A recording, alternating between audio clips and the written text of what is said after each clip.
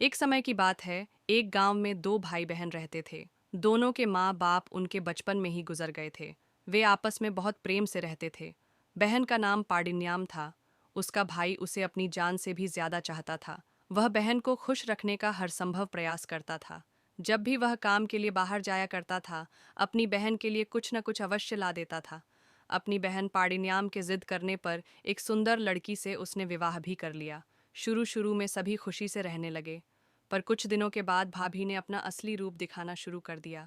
वह पाडिन्याम को पसंद नहीं करती थी, इसलिए उसे तरह तरह से सताने लगी, परंतु अपने पति के सामने उससे प्यार का दिखावा भी करती थी।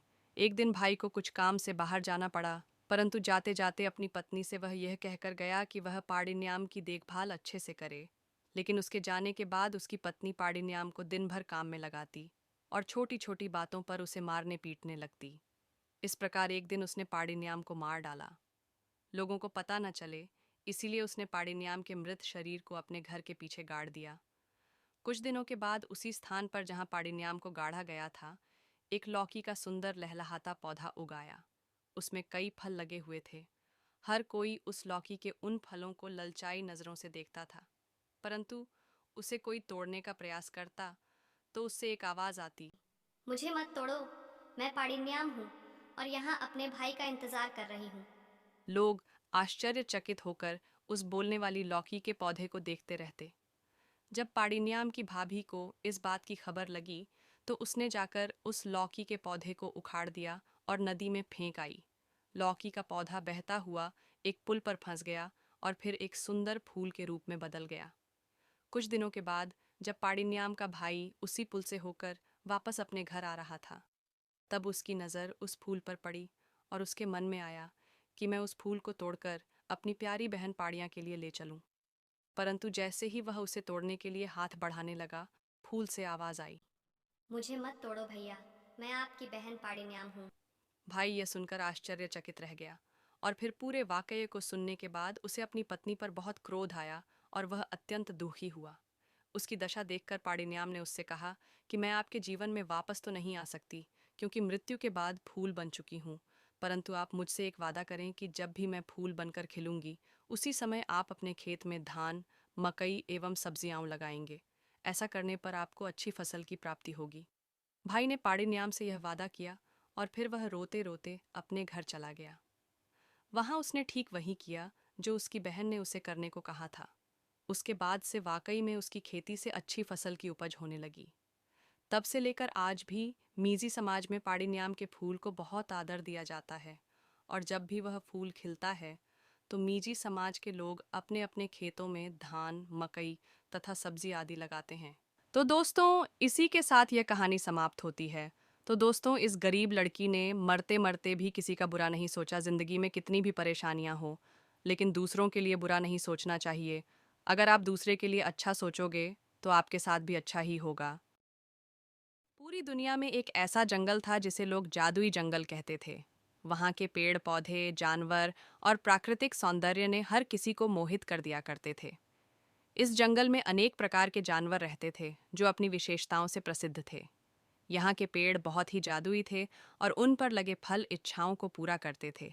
यह कहानी है एक जादू से भरे जंगल में रहने वाले एक बंदर, जिसका नाम जग्गू था।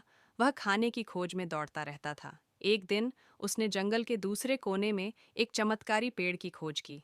इस पेड़ पर अनगिनत फल थे, लेकिन उनमें से केवल एक फल ने उसका ध्यान खींचा। वह फल था जो किसी की भी मांग पूरी कर सकता था।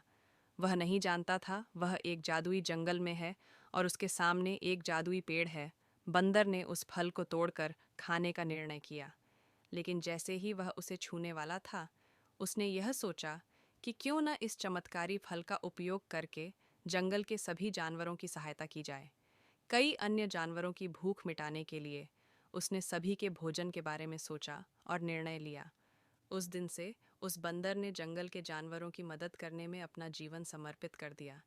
वह हर जानवर की समस्याओं को सुलझाने, उनकी मदद करने और उन्हें खुश रखने के लिए उस चमत्कारी फल का उपयोग करता रहा। उस फल से उसने सबकी मदद की और जंगल में रहने वाले जानवरों को खूब खुशियां बांटी। बंदर के साथ सभी जानवर भी बहुत खुश थे। क्योंकि उन सभी को अच्छा खाना और अच्छा पानी पीने को मिल रहा था। और फिर एक दिन की बात है, बंदर जब सोकर उठता है तो वह देखता है जंगल में सूखा आ गया है। सभी पेड़ पौधे सूख रहे थे और जानवरों को भूख और प्यास की समस्या हो गई थी। उन्हें खाने के लिए कोई भी खाना नहीं मिल रहा था। बंदर ने फिर वही चमत्कारी फल उठाया और उसकी मदद से जंगल के जानवरों की भूख और प्यास को दूर किया। बंदर ने सभी जानवरों को समझाया कि वे जंगल की सुरक्षा और जंगल की खुशहाली के लिए मिलकर काम करें और पेड़ पौधों की रक्षा करें। वह चाहता था कि सभी जानवर जंगल का सम्मान करें और एक दूसरे की मदद करें। क्यों? पेड़ पौधे ही हमें जीवित रखते हैं, हमें खाना देते हैं, ऑक्सीजन देते हैं। हमें उनकी सुरक्षा करना हमारा यह कर्तव्य बनता है। पेड़ पौधे हैं तो हम हैं। पेड़ पौधों के बिना बारिश भी नहीं हो सकती है। बंदर ने सिखाया कि जीवन में चमत्कार है, लेकिन उन्हें समझने और सही तरीके से उपयोग करने की कला महत्वपूर्ण होती है। उसने सिखाया कि हर किसी की मदद करना और जंगल के सभी निवासियों का सम्मान करना जरूरी है। हमें सभी का सम्मान और आदर करना चाहिए। इस कहानी से हमें यह सीखने को मिलता है कि हमें जीवन में अपनी विशेष क्षमताओं का सही तरीके से उपयोग करना चाहिए। हमें हमारे साथी जनों की मदद करनी चाहिए और साथ ही प्रकृति की रक्षा करनी चाहिए। इससे हमारा जीवन और जंगल दोनों ही सुरक्षित रहेंगे। इस तरह से जादुई जंगल की कहानी हमें सही राह दिखाती है और हमें यह बताती है कि हमें अपनी सार्थकता और क्षमताओं का सही तरीके से उपयोग करना चाहिए। कहना शुरू कर दिया। सारे परिवार की बातें सुनकर शीतल की आंखों में आंसू आ गए। शीतल को समझ में ही नहीं आ रहा था कि वह अपने पति को कैसे समझाए। इस घटना के कुछ महीने गुजरने के बाद एक दिन शीतल सुबह होते ही बिना किसी से कुछ कहे घर से निकल जाती है। काफ़ी दूर पैदल चलने से उसे थकान महसूस होने लगती है, इसलिए वह एक सुनसान जगह पर जाकर बैठ जाती है। घर पर जैसे ही किशोर को पता चलता है कि उसकी पत्नी कहीं चली गई है तो वह सारे गांव में शीतल को ढूंढने निकल गया। किशोर जाने माने तांत्रिक को बुलाया। तांत्रिक ने आते ही चारों तरफ एक घेरा बनाया और खतरे से बचने के लिए सभी को उस घेरे के अंदर रहने को कहा और शीतल के कमरे में अकेले ही चला गया। अंदर पहुंचते ही उसने शीतल को चेतावनी देते हुए कहा, साफ साफ बता दो, यह नाटक क्यों कर रही हो, नहीं तो तुम्हें बहुत तकलीफ होगी। शीतल तांत्रिक को देखते ही आक्रामक होने लगी। मैं अच्छी तरह से जानता हूँ, भूत प्रेत नाम की कोई चीज़ नहीं होती। मैं कई वर्षों से इसी तरह लोगों के भ्रम दूर करता आया हूँ। हकीकत बताते हुए माफी मांगने को कहा। जैसे ही गांव वालों को पता चला कि शीतल अपने परिवार के सामने सिर ढकने से बचने के लिए चुड़ैल का ड्रामा कर रही थी तो उन्हें आज से पहले गांव में हुई सभी भूतिया घटनाओं पर संदेह होने लगा। तांत्रिक के समझ दोस्तों, ये कहानी आपको देखनी है तो डिस्क्रिप्शन में लिंक है, जाकर देख लो।